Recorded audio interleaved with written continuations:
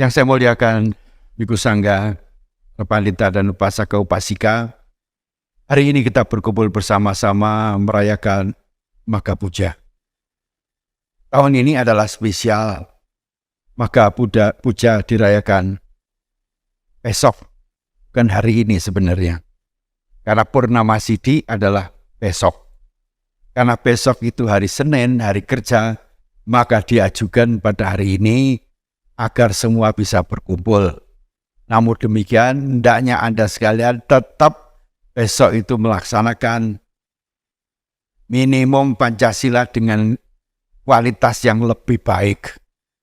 Kalau bisa Atasila dan pembacaan parita dan sebagainya, karena besok adalah hari Purnama Sidhi. Hari ini adalah persekot. Persekot itu apa artinya? Bahasa Belanda itu Voorschot, ya, DP. Besok dilengkapi. Mengapa kali ini Magha Puja dijarakan pada bulan Maret? Biasanya adalah bulan Februari bersamaan dengan Cap Gome. Cap Gome biasanya 15 hari setelah Imlek.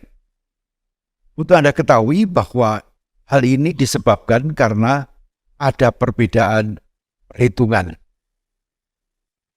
antara lunar kalender dengan solar kalender. Lunar kalender adalah penanggalan berbasis bulan, dan solar bukan minyak ya, terbakar kemarin. Solar itu artinya matahari. Berdasarkan penanggalan berdasarkan perhitungan matahari. Untuk diketahui dalam satu tahun kalender matahari terdiri daripada 365 hari. Sedangkan kalender bulan setahun itu 355 hari. Karena memang perputarannya berbeda. Sehingga terpaut 10 hari. Setiap tahunnya. Setiap 3 tahun maka terpaut 30 hari. Oleh karena itulah maka setiap 3 tahun ada penyesuaian antara kalender matahari dan bulan, yaitu 10 hari. Dikalikan 3, 30 hari. Maka ada tambahan 1 tahun itu ada 13 bulan purnama. 13 purnama kalau Anda lihat nanti. Nah, kelebihan satu. Inilah yang disebut sebagai Adhika Sura Masa. Atau bahasa Tionghoanya itu tahun Lun. Terkenalnya itu tahun Lun. Tahun ganjil. Anda tahu di penanggalan solar juga ada kapisatnya. Luna, yaitu pada waktu bulan Februari ada tahun bulan Februari bukan 28 tapi 29. Jadi itu ada astronominya itu. Bante itu ngarang buku itu. Spesial, sudah berlaku 10 tahun, ya berapa tahun? 25 tahun itu. Sangat jarang umat itu membacanya. Juga mahasiswa STAB Kertarejasa banyak yang nggak baca itu. Kalau ditanya, ya plonga-plongo begitu. Dan 2 tahun lagi sudah habis tanggal saya. Oleh karena itulah penanggalan yang saya buat itu dipakai oleh Kementerian Agama dalam penetapan Waisak. Sehingga Waisak tahun ini bukan jatuh pada bulan Mei, tapi pada tanggal 4 Juni. Jadi kalau Anda semua ditanya, harus bisa jawab. Memang ada perbedaan cara perhitungan. Untungnya di dalam agama Buddha tidak ada sahnya beribadah. Kalau agama lain harus ada sahnya. Kalau tegak tanggal ini, wah tidak sah. Tuhan tidak mau terima. Kalau kita itu udah selalu terima apa saja, asal itu baik dalam pikiran, baik dalam ucapan, baik dalam perbuatan. Sehingga nantinya Waisak jatuh pada 4 Juni. Bukan awal Mei. Nah, biasanya di dalam tahun kabisat itu adalah dalam bulan Mei itu ada dua purnama, sehingga harus memilih purnama pertama atau purnama yang kedua. Di dalam kaidah spiritualitas timur, biasanya kalau dalam satu bulan ada dua purnama, maka diambil purnama yang terakhir. Karena purnama awal itu dianggapnya kurang baik. Nah, itu adalah suatu astronomi dan astrologi ya. Sama-sama astronya, astronomi dan astrologi. Maka diambil yang kedua, dan pada tahun lalu nanti sudah melontarkan kepada Dirjen hal ini, hati-hati. Jangan sampai timbul pertengkaran. Ada yang mengambil Mei, pokoknya Mei, Waisak. Tahunya kan begitu. Sekarang kok Juni, wah itu salah itu. Wah, manusia itu gampang mengambil mengambil kesimpulan hal itu. Nah, saya sudah hati-hati, tolong didiskusikan dengan semua pihak, baik itu dari kelompok Gayana, Mahayana, Vajrayana, ini mengenai ini, mana baiknya kesepakatannya. Pada akhirnya kesempatan apa yang saya tulis itu sudah dianggap benar. Alhamdulillah. Ya. Saya merasa senang, bangga bahwa saya sudah ketar-ketir bahwa itu salah, ternyata masih dibenarkan. Saya juga diminta untuk menyusun yang baru, yaitu untuk 2025 depannya lagi. Sayang saya tidak mempunyai asisten untuk membantu hal ini. Karena yang tertarik hampir tidak ada, khususnya di Theravada, wonten. Ya sudah, kalau wonten ya wes sakarepmu gitu loh. Ya, oleh karena itulah maka pada kali ini adalah dirayakan besok jatuhnya. Tapi kita dapat merayakan hari ini karena hari ini hari Minggu, hari libur, semuanya bisa diharapkan datang untuk memahami, mengetahui. Tetapi tidak menghilangkan kewajiban Anda sekalian untuk melakukan puja dengan keluarga di rumah masing-masing. Oleh karena di sini pun juga ada upacara uposatha, ya, setiap hari uposatha malam diselenggarakannya, dan pagi hari tentu diminta sila dan sebagainya. Ya sekalian, maka itu juga suatu hal yang sangat penting sekali di dalam sejarah kehidupan Sang Buddha. Untuk Anda ketahui bahwa hari libur atau hari raya agama Buddha semuanya berkaitan dengan sejarah kehidupan Sang Buddha. Sang Buddha Gautama. Oleh karena kaum Mahayana mempunyai hari-hari lain yang kaitannya dengan hari lahirnya atau meninggalnya Bodhisattva ini, Bodhisattva itu, di Theravada memang tidak ada. Yang dilihat hanya kalau Bodhisattva cuma satu, yaitu Siddhartha Gautama. Kemudian kedua adalah Pertapa Gautama, dan Sang Buddha meninggal dunia yaitu pada hari Waisak. Semua ada berkaitan, kecuali hari Katina. Itu tidak ada hubungannya dengan Sang Buddha, tetapi kaitannya dengan kewajiban umat Buddha untuk mempersembahkan Catupacaya kepada biku yang telah menyelesaikan masa puasa. Puasa itu pun di Jawa seringkali diartikan sebagai puasa. Karena di Arab tidak ada namanya puasa. Syaum. Sejauhnya siam ya. Siam itu adalah syaum, artinya puasa. Tapi wasa itu adalah disamakan dengan puasa. Dan setiap puasanya selesai, maka ada upacara permohonan maaf. Maka muncul maaf lahir dan batin. Kok ada kesamaannya? Sudah itu apa? Mempersembahkan dana kepada yang sepuh dan sebagainya. Nah, itu adalah kesamaan-kesamaan. Tidak usah mencari pertentangan, tapi kesamaannya. Nah, saudara sekalian, bahwa maka itu sangat penting. Oleh karena disitulah inti daripada semua agama. Inti dari semua spiritualitas. Tidak ada agama atau spiritualitas yang tidak sama dengan Wada Patimokkha. Yaitu yang kuncinya yang ada di tengah itu yaitu Sabapapa Sakaranang. Janganlah melakukan perbuatan yang buruk maupun yang jahat. Karena perbuatan yang buruk jahat itu adalah semua perbuatan yang merugikan orang lain atau pihak lain. Janganlah melakukan sesuatu yang saya tidak senangi, tidak sukai,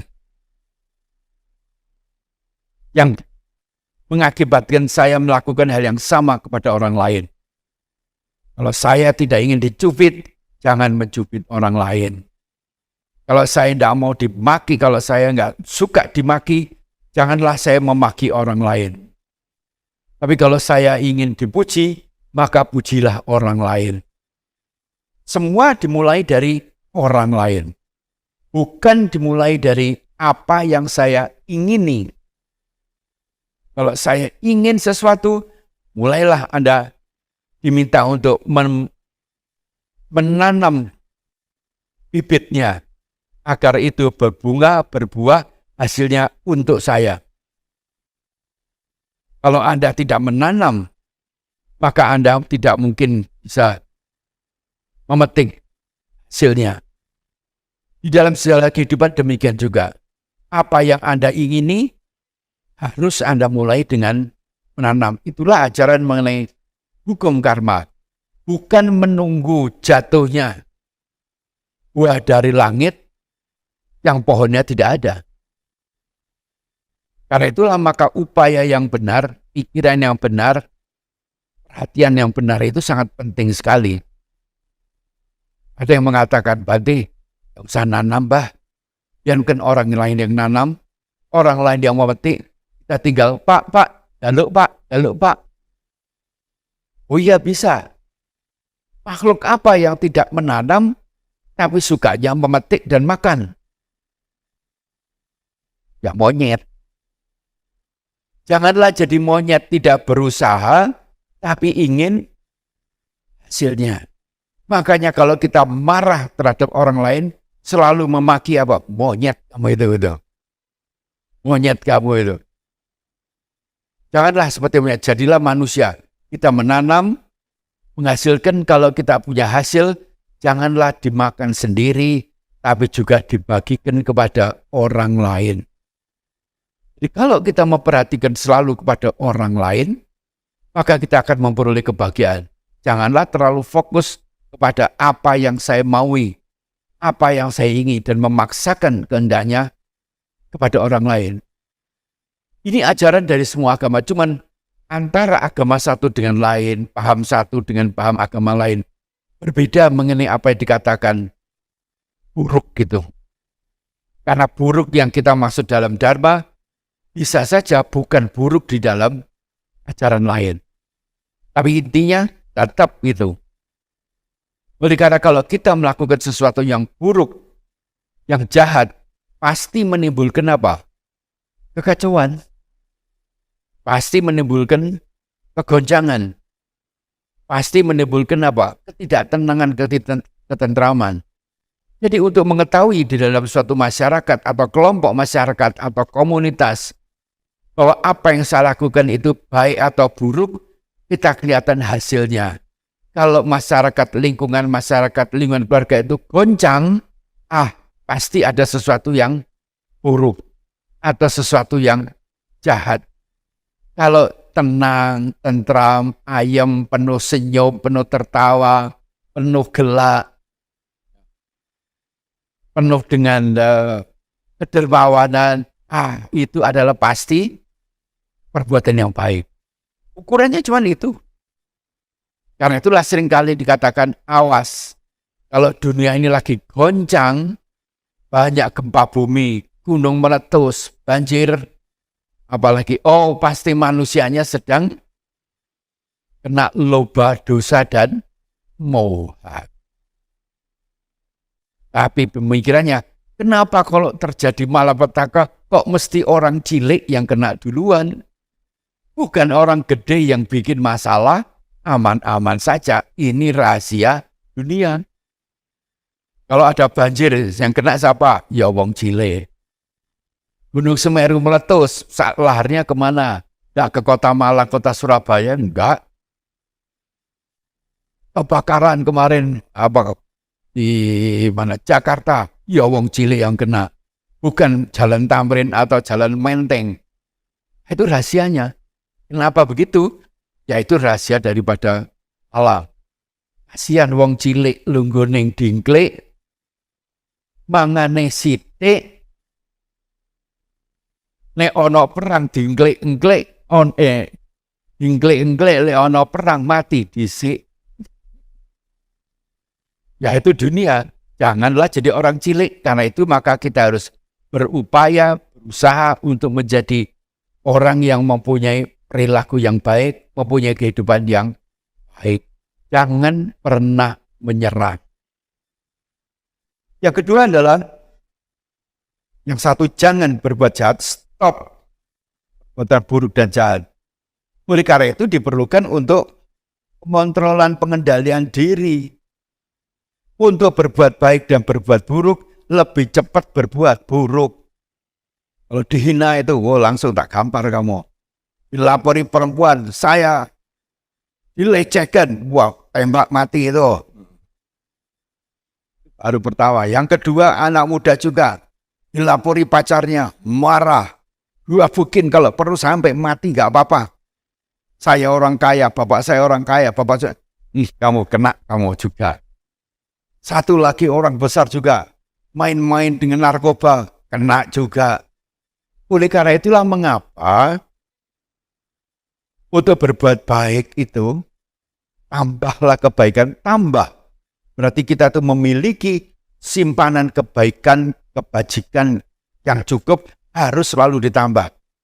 Jangan buruknya ditambah, kebaikannya tidak nambah. Tambah celaka itu. Oleh karena itulah maka, supaya jangan terkenal di televisi, sampai sidangnya 9 bulan, sampai orang bosan-bosan mendengarkan. Oleh karena itulah maka setiap upacara kebaktian, puja bakti budi, satu-satunya agama. Kalau mau puja bakti, selalu diawali dengan permohonan Pancasila. Untungnya umat Buddha itu punya 2 Pancasila yang merupakan keramat. Pancasila tangan kanan itu adalah Pancasila Buddhis, sebelah kiri adalah Pancasila dasar negara. Sugih enggak wong Buddha itu? Sugih. Setiap upacara tidak ada apa-apa kecuali mohon sila dulu. Kenapa mohon sila dulu? Pengingatan bahwa kalau kita mengabaikan Pancasila, maka itu dipastikan sesuai dengan hukum karma. Bukan itu ujian dari yang maha kuasa. Tidak, itu konsekuensi logis. Kalau kita melanggar sila, ujungnya adalah karma buruk. Terkenal di televisi, ya 9 bulan loh. Wajahnya ada terus, ceritanya ada terus. Terkenal, tapi terkenal eleknya. Terkenal buruknya. Kasihan anaknya. Kasihan cucunya, kasihan orang tuanya, kasihan mertuanya, kasihan korpsnya. Orang siapa yang berbuat itu? Umat Buddha. Umat Buddha apa? Theravada. Therawadanya apa? PDA. Mati aku gitu. Selalu itu panjang. PDA itu yang mana? Muridnya Bhante Jaya atau Bhante Kanti itu? Enggak mungkin kalau Bhante Jaya pasti itu. Itu selalu merembet. Gitu. Kalau kebaikan merembetnya lebih pelan. Kalau keburukan itu ibaratnya api merembetnya cepat, meledaknya itu cepat. Begitu peristiwanya terjadi meledak. Tidak saja terkenal di Indonesia, tapi juga beritanya sampai ke menjuru seluruh dunia. Apalagi zaman sekarang ini, dengan adanya teknologi digital. Terjadi sesuatu, Amerika aja sudah telepon saya. Bhante ini ada apa kok begini? Teman-teman di Amerika itu. Bante ini ada, cepet aja tanya, ini siapa ini Bante itu? Begitu cepatnya, karena itulah maka menjalankan Pancasila Buddhis itu sangat esensial. Gunanya apa? Ada dua. Yang itu apa? Jangan membuat celaka orang lain. Jangan membuat susah orang lain. Itu bukan pertapa. Samano hoti. Itu bukan pertapa. Bukan murid-muridnya Buddha. Tapi budaknya Mara. Murid Buddha atau budaknya Mara. Mara itu nomor satu apa? Suka, marah. Suka, marah. Sedangkan muridnya Buddha adalah suka, ramah. Nah, coba beda kan? Ramah itu apa? Suka tersenyum, wajahnya cerah, ucapannya enak didengar, suaranya seperti suara burung kenari bernyanyi-nyanyi setiap pagi.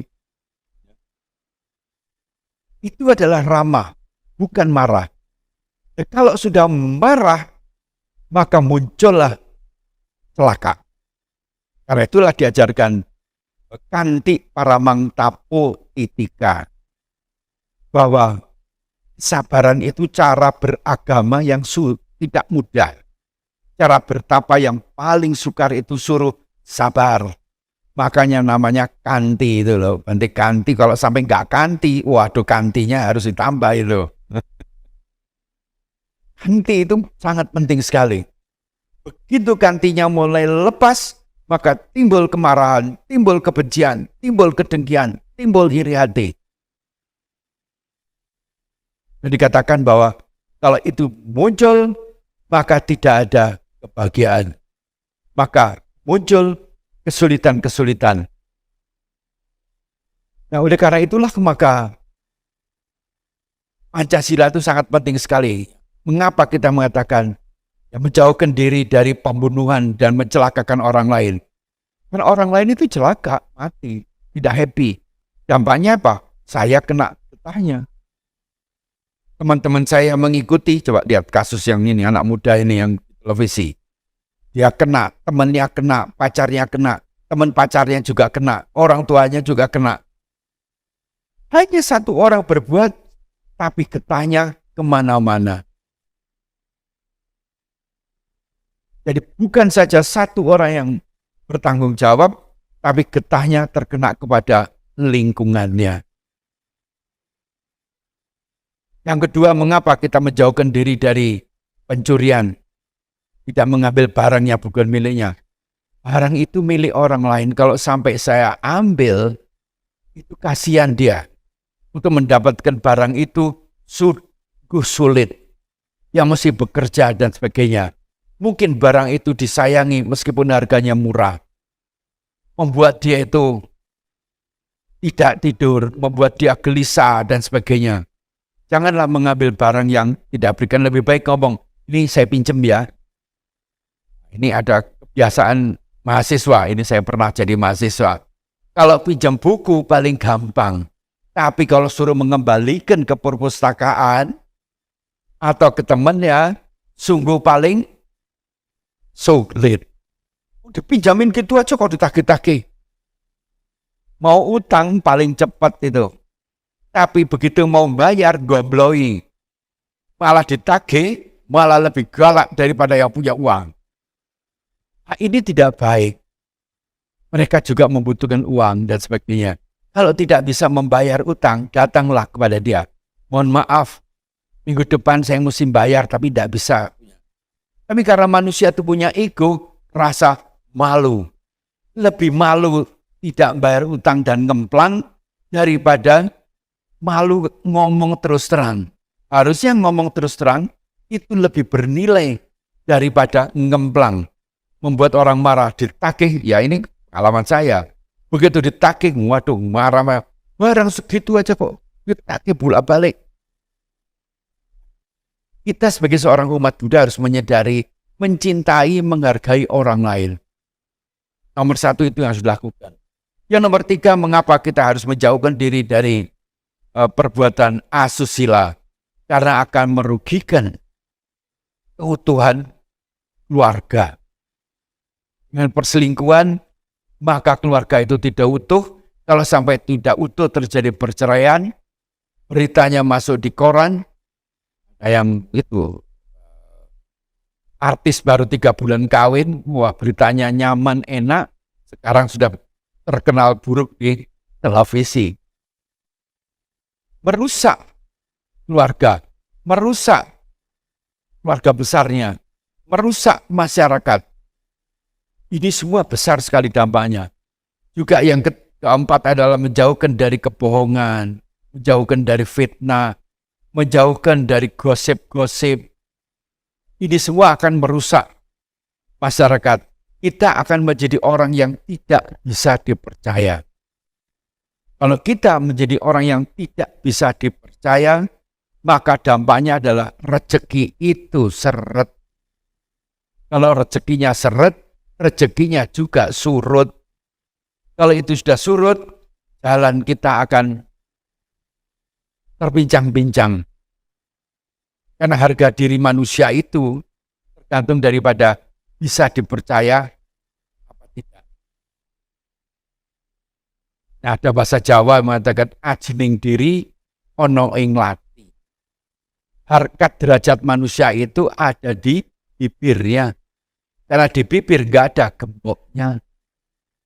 Sekarang yang tidak ada gemboknya itu mana? Ini tuh. Telunjuk paling gampang share. Wah, ini nggak ada gemboknya. Begitu nge-share, wah bisa ditangkap polisi karena melanggar undang-undang ITE.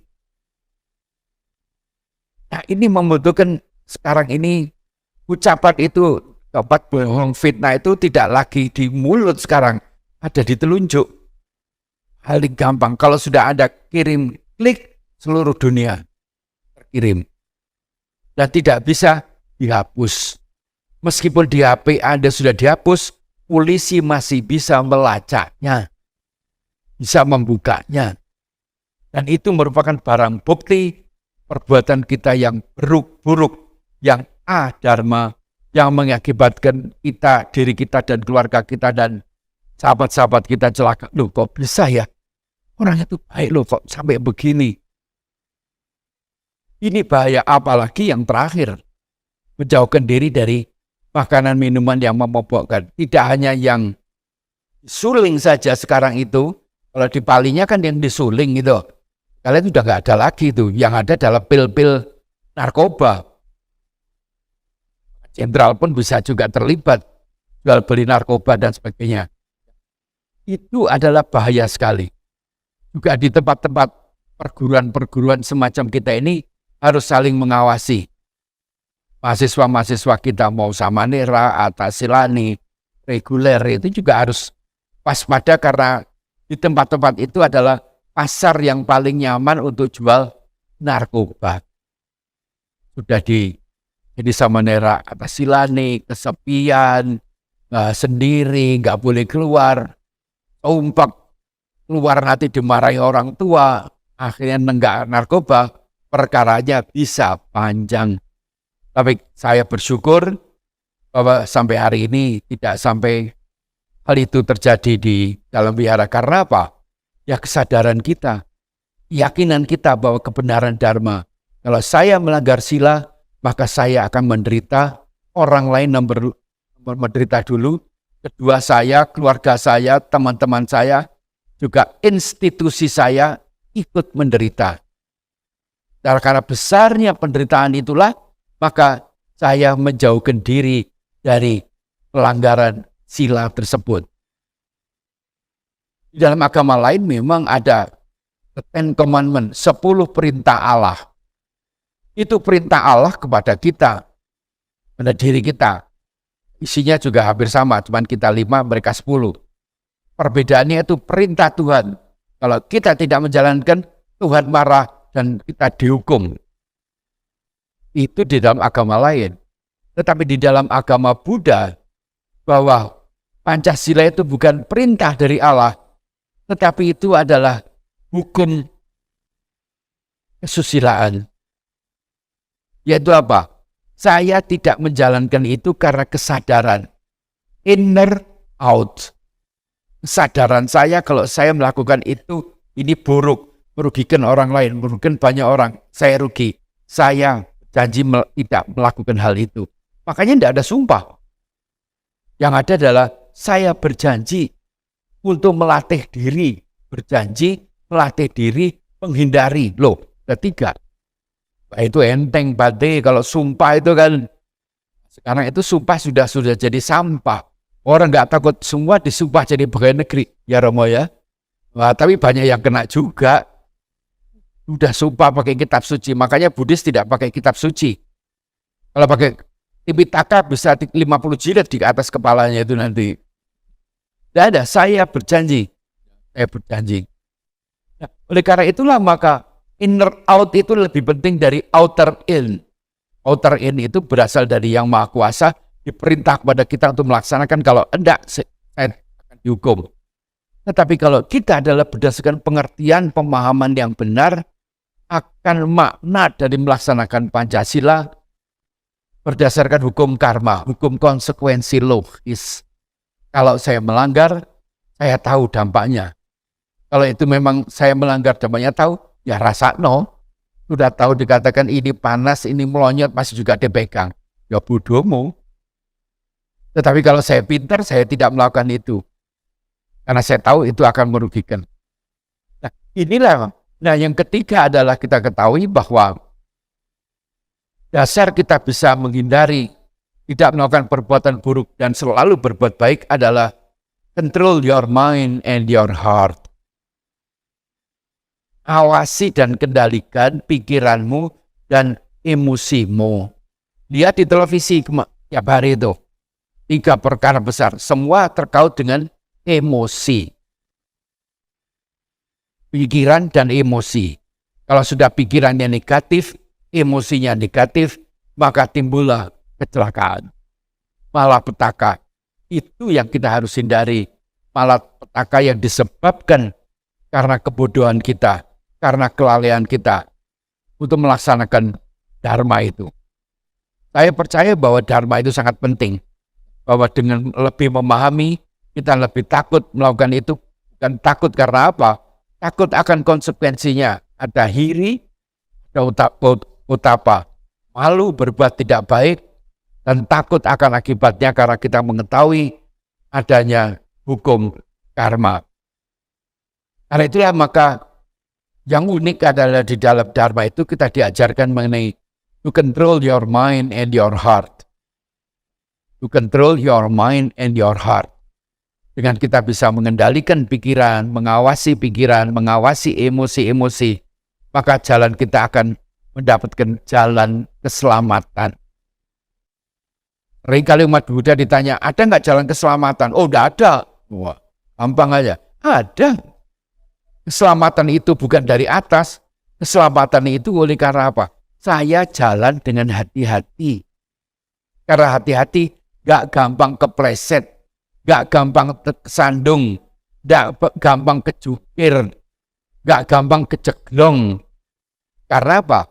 Kehati-hatian dan kewaspadaan itu merupakan jalan keselamatan. Bukan dari pihak lain, bukan dari Yang Maha Kuasa, tetapi dari diri sendiri. Siapapun juga yang tidak hati-hati, tidak bisa menjaga mind and heart-nya, maka jalan tidak selamat itu paling dekat. Karena itulah selalu dalam doa saya katakan, nomor 1 itu bukan hoki, bukan cari untung, tapi nomor 1 ada cari apa? Selamat. Makanya wong Jawa itu selalu selamat pagi, selamat siang, selamat malam. Ada juga pejabat Departemen Agama Bimas Buddha Surabaya yang pensiun namanya Pak Slamet. Soto juga soto nih Pak Slamet. Tukang jahit Pak Slamet. Nomor 1 itu selamat. Lahir selamatan. Turun tanah selamatan. Ya, apalagi turun tanah ya, selamatan. Ya, nanti besar sedikit selamatan. Ulang tahun selamatan tiap tahun. Wah, tiap tahun ada tumpeng, tiap bulan ada tumpeng di sini. Kemudian apa? Kawin selamatan lagi. Punya anak lagi, selamatan lagi. Mati, ya selamatan lagi. Kenapa? Moga-moga selamat menuju ke alam yang lebih indah, lebih baik. Karena itulah selamat itu sangat penting. Jangan minta macam-macam. Kalau berdoa itu jangan. Karena seringkali saya lihat terjadi. Kita itu celaka bukan karena kesalahan kita. Bukan karena kesalahan kita. Karena kesalahan orang lain. Yang memang karma buruk kita sedang lahir.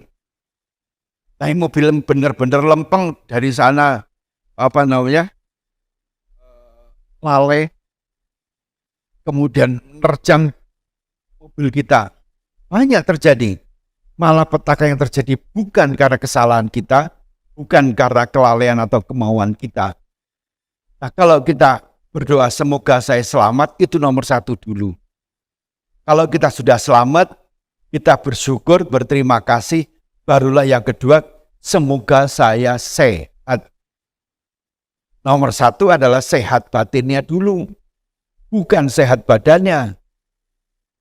Biasanya manusia sehat badannya dulu, pergi ke gym, ya ini ya, badannya dan sebagainya. Yang nomor satu adalah sehat batinnya dulu. Kalau batinnya sakit, fisiknya juga sakit. Batinnya sehat itu apa? Ya kembali. Selalu saya katakan kok Bante kok kelihatannya sehat, bukan saya. Iya, tiap hari saya minum jamu. Bukan jaga mulut, itu sudah betul. Itu jamunya Bante Kanti itu, jamu itu. Kalau saya jamu itu jamu. Jamu cap Buddha. Apa artinya? Ya Dharma itu sendiri. Setiap hari kita minum, ya kita baca, maka dengan sendirinya kalau batin kita itu sehat, dipastikan badan itu akan sehat. Tapi kalau batinnya sehat, badannya sakit, kerajennya, karena macam-macam, ya sudah kita terima. Karena itu bagian daripada apa yang kita lakukan pada kehidupan yang lampau, yang harus kita petik pada kehidupan yang sekarang. Jadi dengan jalan Dharma itulah, saudara sekalian, kita itu bisa hidup dengan tenang, damai, dipercaya orang, disayang orang, maka semuanya itu akan lancar. Karena itulah maka supatipano. Saya harus melakukan perbuatan yang baik. Yang kedua, ujupatipano. Saya harus bertindak jujur. Yang ketiga apa? Bertindak yang pantas. Bertindak yang dengan bertanggung jawab. Kalau itu kita lakukan, gak usah khawatir. Ahunio, pahunio, dakinio, anjalikaranio. Itu akan didukung banyak orang, dicintai orang, disayang orang, rezekinya dengan sendirinya akan lancar. Baca tuh Sangganusati itu bukan untuk Sang Buddha saja, untuk kita juga. 4 itu. Dengan cara demikianlah maka hidup kita itu lebih enteng, lebih enak, lebih nyaman, lebih tenang. Tidak usah kaya raya tetapi celaka. Celaka dirinya sendiri atau anaknya atau cucunya yang celaka karena apa? Hartanya berlimpah ruah tetapi etika tidak ada di situ. Tidak ada di situ nilai-nilai keluhuran, tidak ada. Yang ada adalah nilai-nilai serakah. Loba akan kekayaan, loba akan pangkat, loba akan ketenaran. Ya ketenaran ini banyak Anda lihat dari selebriti-selebriti itu. Ya kaya, ya terkenal, tapi hidupnya juga berantakan. Untuk membuktikan kepada Anda sekalian apa yang benar menurut agama Buddha.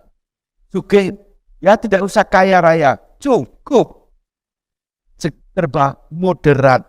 Dengan cara demikianlah, saudara sekalian, bahwa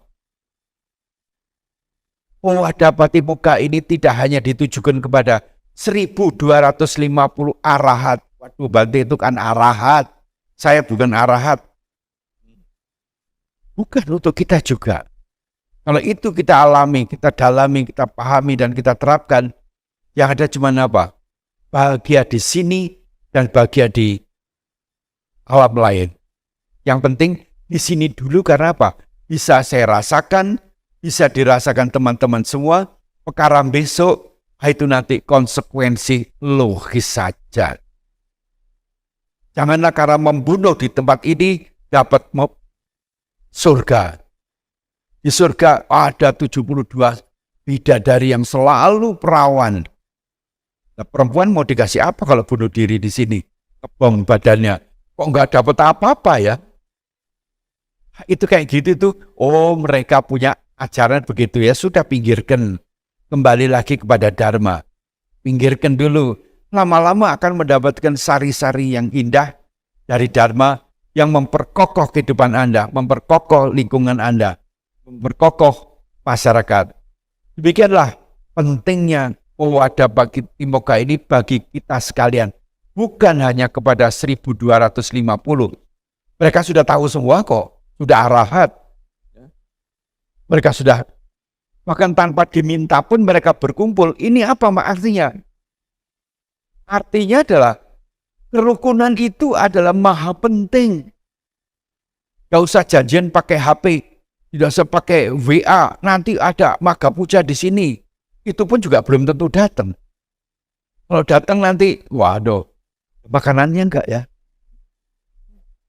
Kasih sanggup enggak ya? Nggak ada. Hanya keyakinan 1250. Karena itulah maka kerukunan ini sangat penting sekali. Rukun di dalam rumah tangga. Rukun dengan tetangga. Namanya rukun RT kan? Sudah itu apa? RW. Rukun dengan warganya. Ini semua dikasih nama rukun itu apa? Tidak ada cekcok. Tidak ada pertikaian. Tidak ada permusuhan. Nah, kalau sampai ada pertikaian, cekcok dan sebagainya, awas. Berarti ada sesuatu yang tidak tepat. Yang berasal dari diri sendiri. Sang Buddha yang begitu sucinya, begitu baiknya, yang tiada bandingnya, masih juga dimusuhi oleh Dewa Datta. Apalagi kita yang belum bersih. Jadi kalau kita dimusuhi orang, nomor satu, lihat dulu dirinya sendiri. Kekurangannya apa? Kalau sampai nggak lihat, mata kita sedang tertutup debu. Kita tanyakan kepada teman-teman yang terdekat, kepada sesepuh, saya dimusuhi orang ya. Mungkin Bante melihat keburukan yang saya lakukan, tapi saya tidak memperhatikan dengan kerendahan hati, dengan kesucian hati, maka Anda akan selamat. Ini yang harus kita lakukan, dan saya juga melakukan itu. Kalau sampai ada sesuatu yang tidak menyenangi saya, nomor satu, saya harus terintrospeksi. Tapi dasar manusia punya ego, kalau saya nggak sering orang, selalu nunjuknya itu begitu. Nunjuknya selalu ke orang lain. Yang salah selalu orang lain. Tapi kalau kita mengenal Dharma yang bertentangan dengan arus, semua itu dimulai dengan diri sendiri. Mungkin saya tidak salah, tetapi saya mempunyai kesalahan, cara menanggapinya secara salah. Seperti Sang Buddha kan, dihina, kan kemudian beliau diem saja, tidak menanggapi apa-apa. Ya nggak ada apa-apa. Tapi kalau dia menanggapi secara negatif, negatif akan terjadi. Kita lihat juga Presiden kita Jokowi, wah, maki-maki kayak apa, sudah mengerjakan banyak, masih dia apa? Ya tersenyum saja, hehehe, gitu aja. Tetapi bukan hehe, cuek. Ya introspeksi ke dalam dulu, kan nanti orang lain. Kalau orang lain mengatakan ini, itu urusannya dia itu karmanya dia. Kita harus mengasihani. Kalau perlu kita baiki. Ya, seperti orang-orang teman-teman kita sama Nira yang dari Lombok itu. Wah, Lombok itu paling tidak suka sama Jokowi itu. Jokowi tidak membalas buruk dengan buruk. Malah dikasih Mandalika. Kasih jalan banyak dan sebagainya. Dibalas dengan keburukan. Gak seneng? Ya gak apa-apa. Hanya dia untuk tidak milih saya. Sulit orang yang mempunyai perilaku itu. Kita harus belajar. Sulit mencapai orang yang seperti itu. Biasanya kalau kita diperlakukan buruk, ya saya balik lagi lah kok enak. Utang 100 ya tak perlu bayar berapa? 100 kalau perlu lebih gitu. Tapi beliau tidak. Kita belajar. Saya banyak belajar dari Jokowi apa? Bagaimana menanggapi orang-orang yang mengatakan tidak baik dan sebagainya begitu. Kritiknya dan sebagainya. Malah petaka begitu banyak dia tahan. Pandemi yang paling hebat pun dia bisa mengatasinya. Waduh, kalau saya belum tentu sanggup saya. Nah itulah saudara sekalian. Belajarlah dari Dharma. Dari hikmah yang ada di dalam Owada Patimokkha ini untuk kita resapkan, kita teliti. Kita cek melalui berita-berita di koran, di televisi, di sosmed. Sudah kita terapkan dalam diri di kemana saya harus pergi. Dalam bentuk perilaku seperti apa agar memperoleh kebahagiaan bagi semuanya. Demikianlah pembabaran Dharma pada siang hari ini. Dan semoga kita semua selalu tetap di dalam lindungan Sang Tiratana. Mendapatkan kekuatan, berkah, dan perlindungan. Sapi sata bawantu sukitata. Semoga semua makhluk hidup bahagia.